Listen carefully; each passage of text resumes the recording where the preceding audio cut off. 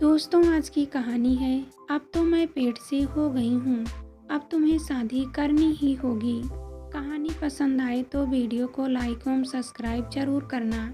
बड़ी मूंछों को शैम्पू करना और तेल क्रीम लगाकर उन्हें चमकीली बनाए रखना और अपनी मूंछों को सही रखने के लिए पूरे 5 किलोमीटर दूर खास एक सैलून में जाया करता था।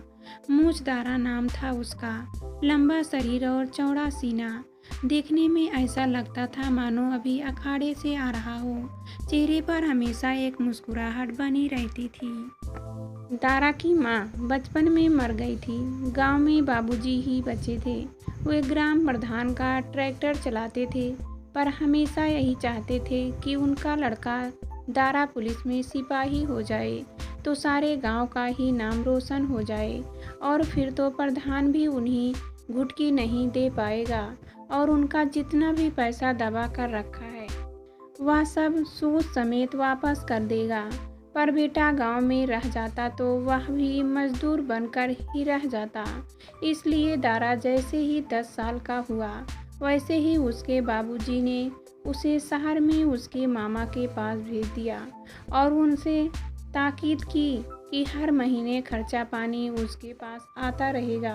वो बस इतना करे कि दारा को पढ़ा लिखा कर किसी तरह पुलिस में भर्ती करा दे। दारा के मामा एक ईंट भट्ठे पर काम करते थे। उन्होंने दारा से खूब मेहनत भी कराई थी और उसे यह भी एहसास करा दिया था कि अगर वह दौड़ में आगे रहेगा तो पुलिस में भर्ती हो जाएगा, क्योंकि पुलिस में भर्ती होने के लिए दौड़ पक्की होनी चाहिए। इसलिए दारा खूब दौड़ लगाता, जिम में जाकर पसीना भी बहाता, भर्ती की प्रक्रिया में भाग भी लिया। पर इस बेरोजगारी के दौर में सरकारी नौकरी पाना इतना आसान नहीं था। दारा 20 साल को हो चुका था। वह पुलिस में भर्ती नहीं हो सका तो अपनी जीविका चलाने के लिए उसने एक मॉल में सिक्योरिटी गार्ड की नौकरी कर ली। यह नौकरी भी दारा को इसलिए मिल पाई थी क्योंकि उसका शरीर लंबा चौड़ा तो था ही, साथ ही उसकी लंबी लंबी तलकारवट मूछें उसे और भी रोबीला बनाती थी।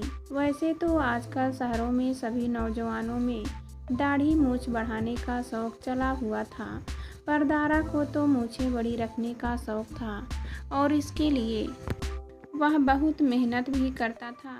बड़ी मूंछों को शैम्पू करना और तेल क्रीम लगाकर उन्हें चमकीली बनाए रखना और अपनी मूंछों को सही रखने के लिए पूरे 5 किलोमीटर दूर एक खास सैलून में जाया करता था।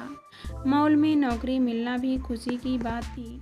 12 घंटे काम करना था। काम क्या था, बस मॉल के अंदर बाहर आते जाते लोगों पर नज़र रखो और साफ सुथरी वर्दी पहनकर खड़े रहो। 2 बार चाय भी मिलती थी मुफ्त में। दारा मॉल के बाहर खड़ा होकर पूरी निगरानी रखता और मॉल के काउंटर पर रहने वाली एक लड़की रिनी को अपनी प्यार भरी नज़रों से घूरा करता। अगर घूरा होना ही खूबसूरती है तो वह लड़की बहुत खूबसूरत थी। लंबा शरीर, पतली कमर और कंधे तक झूलते हुए बाल। रिनी डियो का इस्तेमाल खूब करती थी और अपने पीछे खुशबू का एक झोंका छोड़ जाती। रिनी जब भी मॉल में घुसती तो दारा उसके बदन की खुशबू लेने के लिए बेताब रहता और उसके ऑटो रिक्शा से उतरते ही उसे देखकर तनकर खड़ा हो जाता और रिनी भी उसे देखकर मुस्कुरा देती। मॉल के गेट पर खड़े दारा के 2 ही पसंदीदा काम थे। एक तो रिनी को ताकते रहना और दूसरा अपनी तलवार कट बड़ी और घनी मूंछों पर ताव देते रहना। दारा की ये बड़ी मूंछें उसे लोगों में एक अलग ही पहचान दिलाती थी। मॉल में रिनी हर आने वाले ग्राहक को बिल काटते हुए मुस्कुराते हुए बात करती है जैसे वह उसका सगा वाला ही हो। शायद यह उसके काम की मजबूरी भी हो सकती है, जैसे मेरा मन भी बैठने को करता है, पर एक सिक्योरिटी गार्ड को तो तनकर खड़ा रहना पड़ता है घंटों तक। अरे यह नौकरी तो पुलिस की नौकरी से भी मुश्किल है। अक्सर खड़े खड़े अपने आप से बातें किया करता था दारा। वह तो भला हो मॉल में आने वाले परिवारों और उनके साथ आए छोटे बच्चों का कितनी खुशी से आकर पूरे मॉल में घूमते फिरते हैं और पूरा मॉल ही खरीद डालने की कोशिश में रहते हैं। मेरी शादी हो गई तो मैं भी कम से कम 5 बच्चे पैदा करूँगा और उनके लिए खूब सामान खरीदा करूँगा। शादी हो गई है क्या? तुम्हारी चाय देने आए लड़के ने दारा की तंद्रा तोड़ते हुए पूछा। शादी अभी तो नहीं। अरे फिर इतना काहे खोए खोए हो? खुश भी रहो, मज़ा लो जिंदगी का। और उस दिन वास्तव में दारा को जिंदगी का मज़ा मिल ही गया। जब मॉल बंद होने के बाद रिनी ने दारा से उसे उसके घर तक छोड़ आने को कहा। दरअसल दारा, जब मैं अपने मोहल्ले में पहुंची हूँ तब वहाँ नुक्कड़ पर कुछ आवारा लड़के खड़े रहते हैं जो मुझे छेड़ते हैं। इसलिए मैं चाहती हूँ कि तुम मेरे साथ चलो तो मैं महफूज महसूस करूँगी। रिनी की इस गुजारिश को दारा नहीं टाल सका, क्योंकि जहाँ किसी लड़के की हिफाजत होती वहाँ दारा किसी बॉडीगार्ड की तरह अपना किरदार निभाने से पीछे नहीं हटता था। एक ऑटो रिक्शा को रोककर दोनों उसमें सवार हो गए। दारा रिनी की खुशबू को अपने जेहन में महसूस कर सकता था। कंघियों से रिनी को देख रहा था। शहर के कई इलाकों से गुजरता हुआ ऑटो रिक्शा रिनी के घर की तरफ जा रहा था। रिनी जात से ईसाई थी और उसके पापा ने माँ से तलाक ले लिया था। उसकी माँ ने ही उसे पाल पोस कर बड़ा किया था। घर में वह इकलौती कमाने वाली है और अब माँ बीमार रहती है, इसलिए माँ की सारी जिम्मेदारी उसी पर है। यह सारी जानकारी रिनी ने दारा को रास्ते में दी।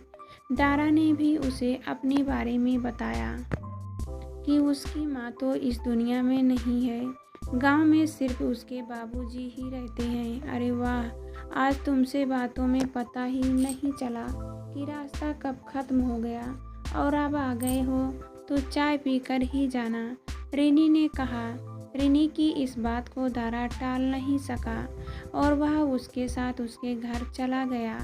रिनी के घर में एक ही छोटा सा कमरा था। एक कोने में रिनी की बीमार माँ लेटी हुई थी। दारा ने उन्हें नमस्ते किया और उनका हालचाल पूछा। पहले तो रिनी की माँ की आंखों में दारा की तलवार कट मूंछों को देखकर कई सवाल आए, पर जब रिनी ने बताया कि दारा भी उसके साथ ही काम करता है तो उनकी आंखों में निश्चिंतता के भाव आए। दारा एक बार रिनी के घर क्या गया, फिर तो दोनों में नज़दीकियाँ बढ़ने लगी। रिनी दारा के लिए अच्छा खाना बना कर लाती तो कभी दारा अपना लंच भी रिनी के साथ शेयर करता। एक दिन दारा रिनी के लिए बाटी चोखा बना कर लाया जो उसने अपने मामा से बनाना सीखा था। रिनी अपनी उंगलियां चाटती रह गई थी। अरे कैसे बना लिया तुमने इतना टेस्टी खाना, मुझे भी इसकी रेसिपी जाननी है, रिनी ने चाहते हुए कहा। क्या है मैडम कि इसको बनाने में कई छोटी छोटी चीज़ों की ज़रूरत पड़ती है और अगर आपको सच में ही इसे बनाना सीखना है तो आपको इसे बनता हुआ देखना होगा और इसके लिए आपको हमारे घर चलना होगा और तभी आप इसको बनाना सीख पाएंगी। दारा पहले से ही रिनी का यकीन जीत चुका था, इसलिए रिनी को उसके साथ जाने में कोई दिक्कत नहीं हुई। एक दिन काम के बाद दोनों ऑटो रिक्शा में बैठकर दारा के घर की तरफ निकल लिए, पर रास्ते में तेज बारिश शुरू हो गई और पूरे रास्ते बारिश होती रही। दारा के घर की गली के अंदर ऑटो रिक्शा का जाना मुमकिन नहीं था, इसलिए दोनों वहीं उतर गए। कुछ दूरी पर ही दारा का कमरा था। चूँकि बारिश अभी तेज थी और रुकने के कोई आसार नहीं नजर आ रहे थे, इसलिए दारा और रिनी ने पैदल चलना जारी रखा और भीगते हुए वे दोनों दारा के कमरे पर पहुंच गए। कमरे पर पहुंचने के बाद दारा ने रिनी को सिर पोंछने के लिए तौलिया दिया। रिनी अपने बालों को झटक कर पोंछने लगी। उसका गोरा बदन पानी में भीगने के बाद और भी चमक उठा था। रिनी जब तौलियों को अपने बदन पर रगड़ती तो जवान दारा का मन मचल उठता। दारा ने उपलों की आग जलाई और हाथ सेकने लगा। रिनी भी उसके पास आकर बैठ गई। उसकी खुशबू दारा को मदहोश कर रही थी। फिर भी उसने बाटी बनाने की तैयारी शुरू कर दी। इतने में रिनी को पता नहीं क्या सूझा कि उसने दारा का हाथ पकड़ लिया। पता है दारा, मुझे तुम्हारे जैसे मर्द की तलाश थी, जो शरीर से मजबूत होने के साथ साथ मेरा ध्यान रखने वाला भी हो। रिनी एक ही सांस में मन की बात कह गई थी। रिनी की छुअन में दारा के जवान जिस्म में आग लगा दी।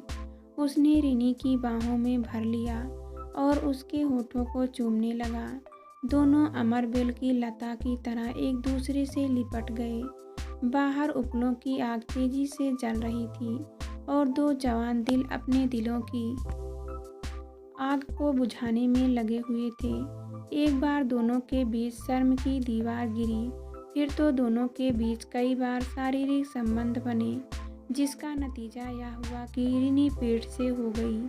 सुनो दारा, अब हमें शादी कर लेनी चाहिए, क्योंकि मैं पेट से हो गई हूँ।